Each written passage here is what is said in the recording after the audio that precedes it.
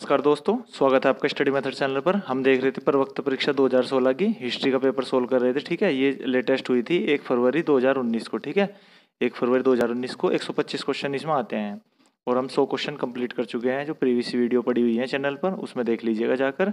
आज ये 25 क्वेश्चन देखेंगे और ये कंप्लीट करेंगे इसे। ठीक है, इसके बाद नेक्स्ट में अब जो प्रवक्ता परीक्षा का भूगोल का पेपर हुआ है वो सोल्व करेंगे। ठीक है, ये देखते हैं, शुरू करते हैं। ये आपका एक क्वेश्चन नंबर 101 हो जाएगा। ये देखिए, ये है क्वेश्चन नंबर 1। कादरी सिलसिला के सूफी संत लाहौर के मियाँ मीर किसके राज्यकाल से संबंधित है? तो सही आंसर है आपका सी। ठीक है, इसका हो जाएगा जहांगीर।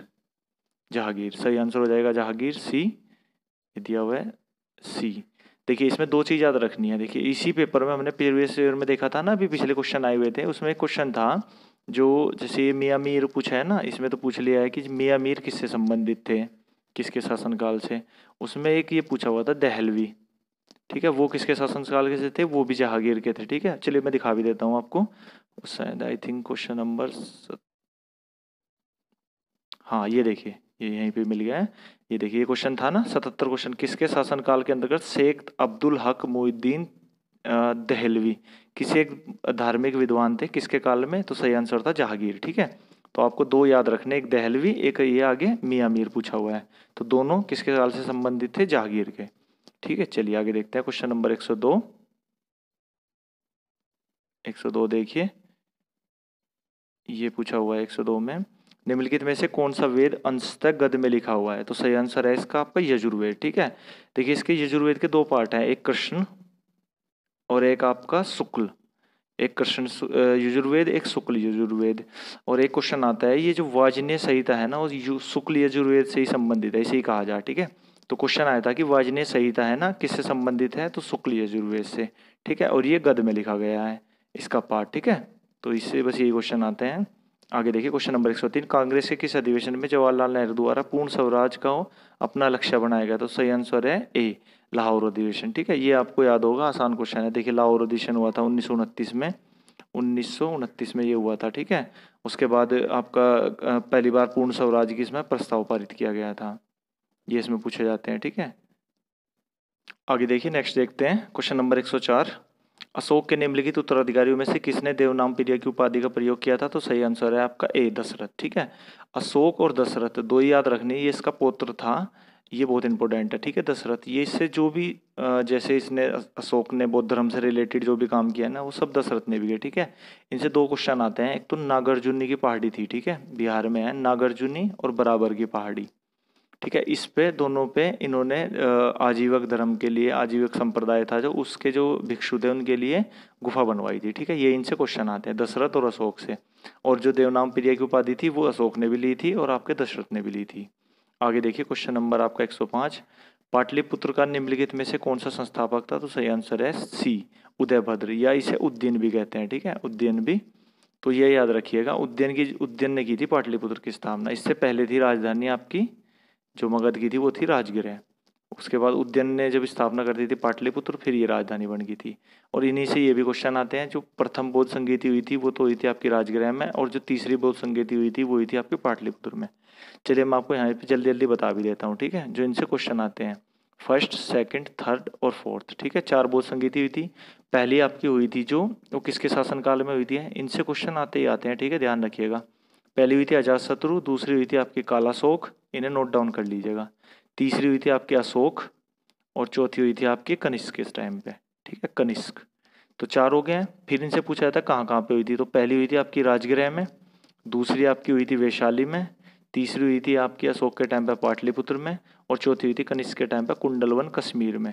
ठीक है, ये याद रखने हैं आपको। और इसके बाद एक चीज़ और आती है जो पूछे जाते हैं, वो याद रखने हैं कि इनके समय पे ना इन बौद्ध संगीतियों के अध्यक्ष कौन थे। तो जो आपकी फर्स्ट बौद्ध संगीति हुई थी इसके तो थे आपके महाकश्यप। महाकश्यप, ठीक है, इससे याद रखिएगा। दूसरे थे जो दूसरी बौद्ध संगीति कालाशोक के टाइम पर हुई थी वैशाली में, उसके थे आपके सबकामी। सबकामी। तृतीय बौद्ध संगीति जो अशोक के टाइम पे पाटलिपुत्र में हुई थी उसके थे आपके मोगले पुत्र तिस। ठीक है, और चौथी जो बौद्ध संगीति कनिष्क के टाइम पर हुई थी आपकी कुंडलवन कश्मीर में, उसके थे आपके अध्यक्ष वासुमित्र। ठीक है, वासुमित्र। ये इनसे बौद्ध संगीतों से यही क्वेश्चन आते हैं, मैंने आपको सारे बता दिए हैं। ठीक है, नोट डाउन करके याद कर लीजिएगा। आगे देखिए क्वेश्चन नंबर 106, हुणों का आक्रमण वर्णित है, तो सही आंसर है ए, भीतरी अभिलेख। जो यूपीपीसीएस का 2016 का पेपर हुआ था उसमें भी क्वेश्चन आया था, ठीक है, कि जो हुणों का आक्रमण है ना वो किससे संबंधित है और किस अभिलेख में मिलता है। तो बस हुणों से आपको 2-3 चीज याद रखनी है। हुणों को जो हरपरास्त किया था वो स्कंदगुप्त ने किया था, स्कंदगुप्त ने, और स्कंदगुप्त ने का जो ये उल्लेख है हुणों का हराने का वो आपका भीतरी अभिलेखों में है, ठीक है। भीतरी स्तंभ अभिलेख है जो वहाँ पे स्कंदगुप्त ने, ये यूपी में है, ठीक है, गाजीपुर में भीतरी अभिलेख। और हुणों को आक्रमण है, बस इससे 3 क्वेश्चन आते हैं, ये मैंने आपको बता दिए। और इसमें एक चीज और दी हुई है, ये देख लीजिएगा, याद रखिएगा, सोमदेव ने लिखी है पुस्तक है, इनका नाम वो है कथा सरित सागर, कथा सरित सागर, ठीक है। आगे देखिए क्वेश्चन नंबर 107, 23वें तीर्थंकर पार्श्वनाथ निम्नलिखित में किस स्थान पर, मतलब कहाँ के निवासी थे। सही आंसर है सी, वाराणसी, बनारस या काशी, ठीक है। ये क्वेश्चन इंपॉर्टेंट है, याद रखिएगा, इससे 2 ही 3 पूछे जाते हैं, याद रखिए। तो 22वां याद रखना आपको, जो तीर्थंकर थे आपके जैन धर्म से, 23वां और 24वां। 22वें थे आपके नेमिनाथ, ठीक है। नेमिनाथ जो थे वो कृष्ण के अवतार माने जाते हैं या कृष्ण के समकालीन माने जाते हैं, ठीक है, नेमिनाथ। और 23वें आपके पार्श्वनाथ, और ये इनका जन्म आपका देख ही लिया हमने, बनारस में हुआ था। और 24वें आपके महावीर स्वामी, ठीक है। तो ये जो पार्श्वनाथ है ना, इनसे एक क्वेश्चन हो रहा था, ठीक है, कि इन्होंने ज्ञान कहाँ प्राप्त किया था, वो सही आंसर है उसका समेध पर्वत पर, ठीक है। ये पूछा जाता है समेध पर्वत किस धर्म से संबंधित है, तो जैन धर्म से, और किससे संबंधित है, पार्श्वनाथ से, ठीक है। ये 2 क्वेश्चन आते हैं। एक चीज और ध्यान रखिए, जो आपकी जैन धर्म की 5 शिक्षाएं हैं ना, 5 शिक्षाओं के बारे में, तो उसमें से जो पहली 4 शिक्षाएं थी वो पार्श्वनाथ ने दे दी थी, सत्य, अहिंसा, अस्तेय और अपरिग्रह। जो आपके महावीर जैन थे उन्होंने इसमें ब्रह्मचर्य जोड़ दिया था, ठीक है। तो ये 5 शिष्य जो 5 शिक्षाएं हैं जैन धर्म की, वो ये हैं। आगे देखिए क्वेश्चन नंबर आपका 108, भारत छोड़ो आंदोलन किस दिन पारित किया हुआ था, तो सही आंसर है आपका बी, 8 अगस्त 1942 को, और 9 अगस्त से स्टार्ट हो गया था, ठीक है। इसका प्रस्ताव 8 अगस्त 1942 को पारित कर दिया था, 9 अगस्त से लागू हो गया था। इससे 2-3 क्वेश्चन आते हैं। देखिए ये सम्मेलन हुआ था बम्बई के ग्वालियर टैंक स्थित है जगह, वहाँ पे हुआ था, बम्बई याद रखना है, ठीक है। और इसमें जो इसका प्रस्ताव वगैरह बनाया था वो गांधी जी ने बनाया था, ठीक है। और एक चीज और याद रखे, जो बहुत पूछा जाता है, वो है ऑपरेशन जीरो आवर, ठीक है, आवर। ये पूछा था ऑपरेशन जीरो आवर किससे संबंधित है, तो जो ऑपरेशन जीरो आवर संबंधित है वो भारत छोड़ो आंदोलन से, ठीक है।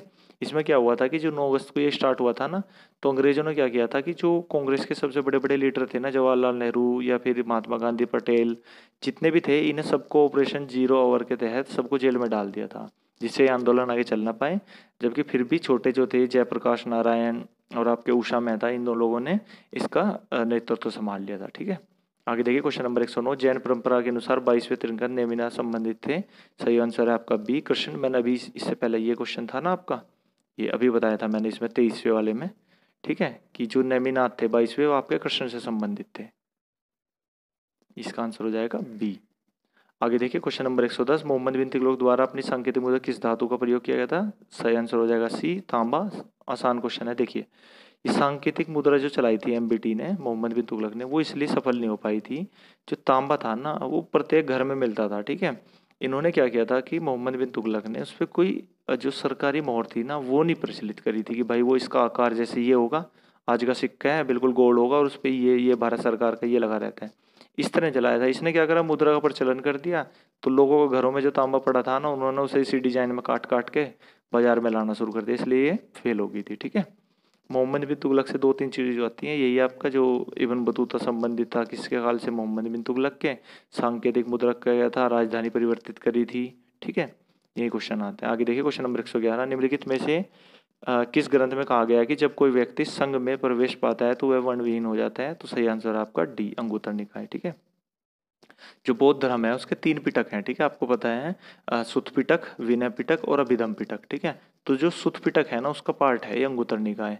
अब जो ये अंगुत्तर निकाय है, इससे तो यहाँ तो ये क्वेश्चन आ गया ना, पर जो जैसे यूपीपीसीएस है या यूपी है, उसका फेवरेट क्वेश्चन ये है, ये क्वेश्चन पूछा था कि जो 16 महाजनपद थे उनका उल्लेख किस में मिलता है, उनका उल्लेख किस में दिया गया है बौद्ध ग्रंथ में, तो वो सही आंसर है अंगुत्तर निकाय, ठीक है। आज के बाद याद रखने का, जो 16 महाजनपद थे उनका उल्लेख मिलता है अंगुत्तर निकाय में, ठीक है। ये क्वेश्चन बहुत बार आया हुआ है, और इससे और तो क्वेश्चन इतने खास कोई पूछे नहीं जाते हैं, ठीक है।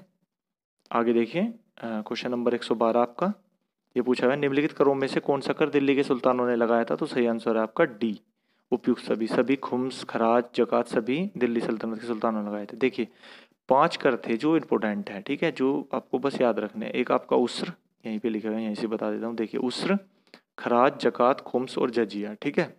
तो आपको दो दो करके याद रखने हैं। देखिए उस्र लिखिए और खराज लिखिए, ठीक है। यहाँ पे लिखिए खुम्स, अब आज के बाद भूलेंगे नहीं, मैं इस तरह बता दूंगा आपको। यहाँ पे लिखिए जकात और जजिया, ठीक है। ये दोनों नाम से जय जैसे हो गए, ये खुम्स आ गया, ये उस्र और खराज हो गया, ठीक है।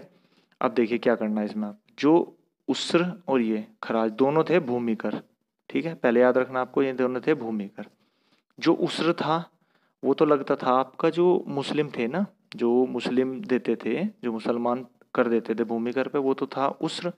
और जो गैर मुस्लिम देते थे वो था खराज, ठीक है। जो खुम्स था वो लूट का माल था, मान लो किसी सेना को हरा दिया तो जो लूट का माल मिलता था उस पर जो कर लगता था वो था खुम्स, जो दिया जाता था। उसके बाद जकात और जजिया, ये दोनों थे धार्मिक कर, ठीक है। जो ये आपका जकात है, जो मुसलमान देते थे वो था धार्मिक कर, वो था जकात, और जो गैर मुसलमान देते थे वो था जजिया, ठीक है।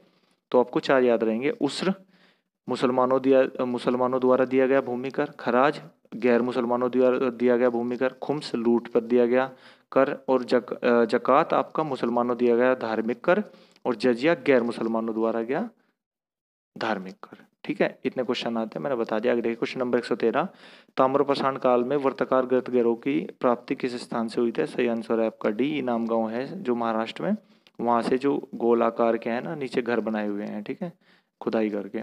आगे देखिए क्वेश्चन नंबर 114, महात्मा बिंदु द्वारा अपने धर्म में दीक्षित किया जाने वाला अंतिम व्यक्ति निम्नलिखित में कौन सा? सही आंसर है आपका डी, सुबत था, ठीक है। देखिए सुबत था जो महात्मा बुद्ध थे, ये पावा में थे, पावा में इन्होंने खा लिया था जिससे अतिसार रोग हो गया था, ठीक है। और फिर ये कुशीनगर चले गए थे, वहीं पे इनकी मृत्यु हो गई थी। इन्होंने लास्ट में जो जिन्हें अपना अंतिम उपदेश दिया था वो था सुबद, ठीक है। उसके बाद देखिए जो एक चीज इससे याद रखिएगा, देखिए जो मल महाजनपद था ना, मल, इसकी 2 राजधानी थी, एक थी आपकी कुशीनगर, ठीक है, और एक थी पावापुरी या पावा, ठीक है।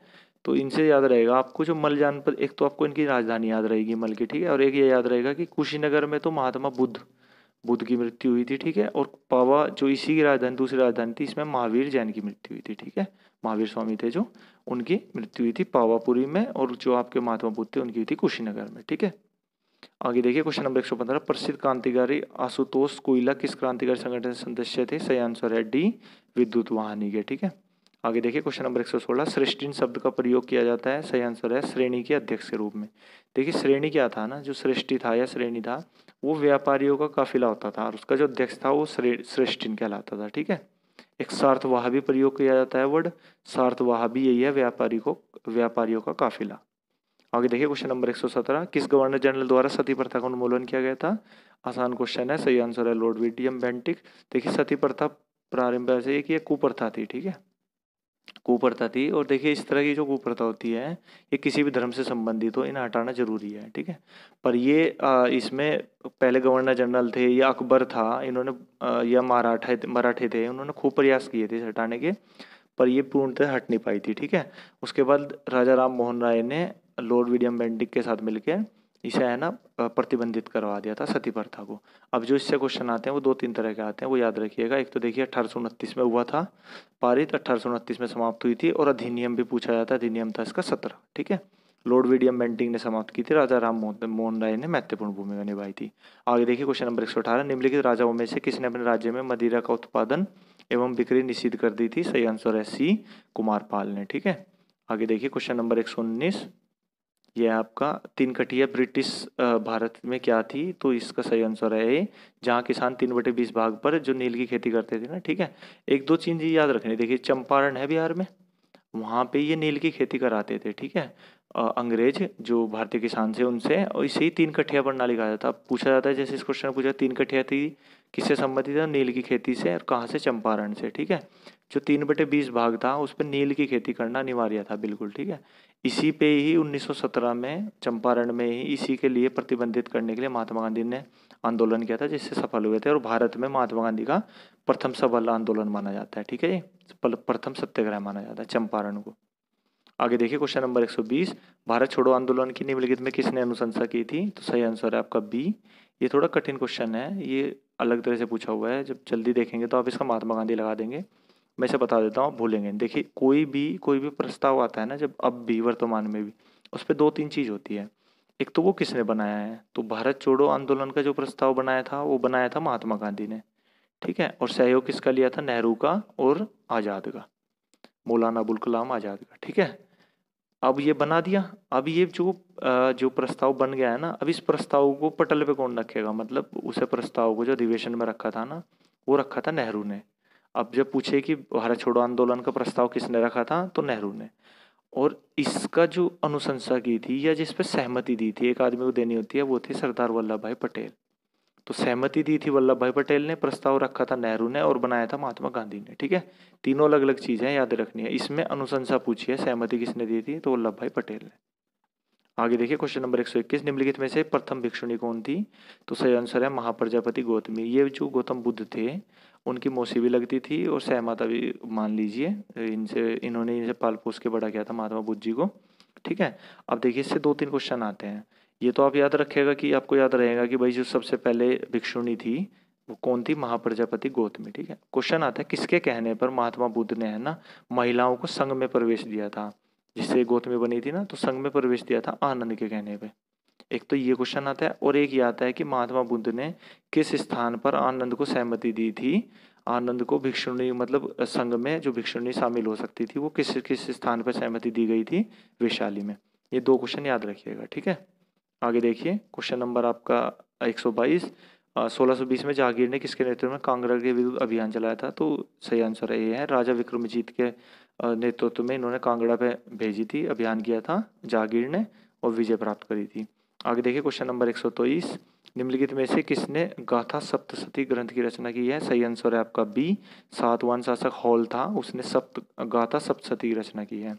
आगे देखिए क्वेश्चन नंबर 124, इसमें पूछा हुआ है आपका जो निम्नलिखित में से प्रथम गुप्त शासक कौन था जिसने परम भागवत की उपाधि धारण की थी, सही आंसर आपका सी, चंद्रगुप्त द्वितीय। मैंने इसमें पहले भी बताया हुआ है आपको। देखिए चंद्रगुप्त द्वितीय से 2-3 चीज इंपोर्टेंट है, एक तो चांदी के जो सिक्के प्रथम बार चलाए थे वो चंद्रगुप्त द्वितीय ने चलाए थे, परम भागवत की उपाधि सबसे पहले धारण की थी, ठीक है।